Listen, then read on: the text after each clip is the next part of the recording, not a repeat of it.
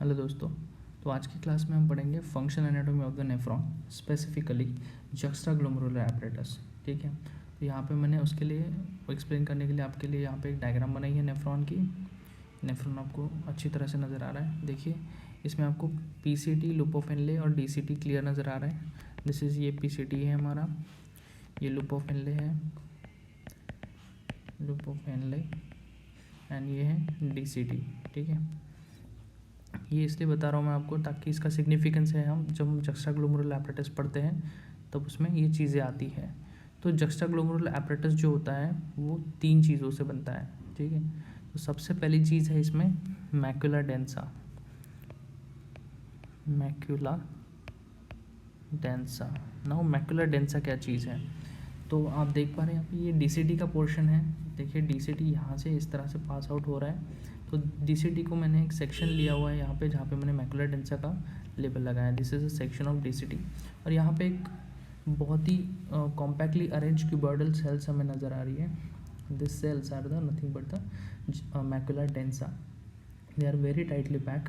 और ये किसके बीच में है? जो हमारा ये एफरेंट आर्ट्रियोल है और दूसरा ईफरेंट आर्ट्रियोल है।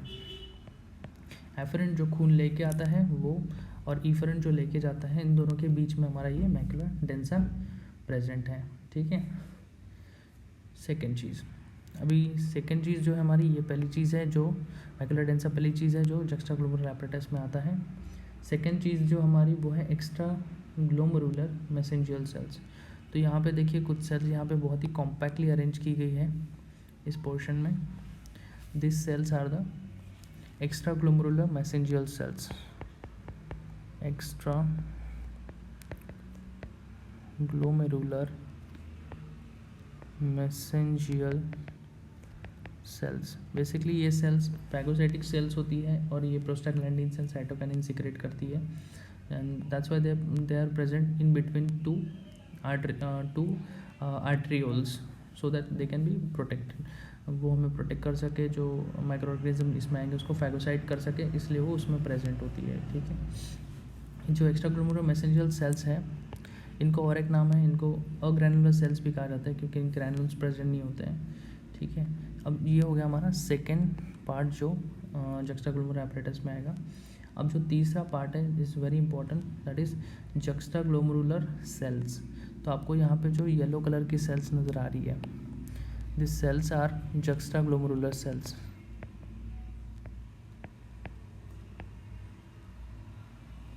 These are juxtaglomerular cells, also called as granular cells. अब ये सेल्स का फंक्शन क्या है?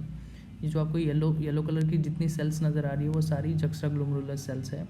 अब ये सेल्स का फंक्शन क्या है? तो ये स्पेशलाइज स्मूथ मसल सेल्स होती है। देखिए, ये स्मूथ मसल से बनी हुई, ये कहाँ पे प्रेजेंट है? तो आर्ट्रियोल में प्रेजेंट है। एफरेंट में ज़्यादा है, ज़्यादा मिलेंगी आपको एफरेंट में, और एफरेंट में कम होती है, स्मॉल क्वांटिटी। इनको ग्रैनुलर सेल्स भी कहा जाता है क्योंकि इनके अंदर ग्रैन्यूल्स प्रेजेंट होते हैं, और इनका मेन फंक्शन होता है रेनिन एंड प्रोस्टाग्लैंडिन सिक्रेट करना। ये रेनिन हार्मोन को सिक्रेट करती है जो सिर्फ किडनी में मिलता है हमें, वेरी इंपॉर्टेंट हार्मोन, एंड दूसरी प्रोस्टाग्लैंडिन। तो ये दो सिक्रेट करने का काम हमारा कौन करता है? ये ग्रैनुलर सेल्स और जक्स्टाग्लोमेरुलर सेल्स करती है। ठीक है। That's why they are very important.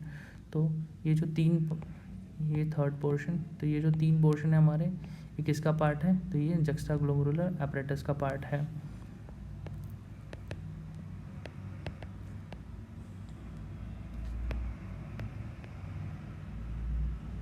ठीक है। तो इस तरह से ये जक्स्टाग्लोमेरुलर एपरेटस है। अब जब आप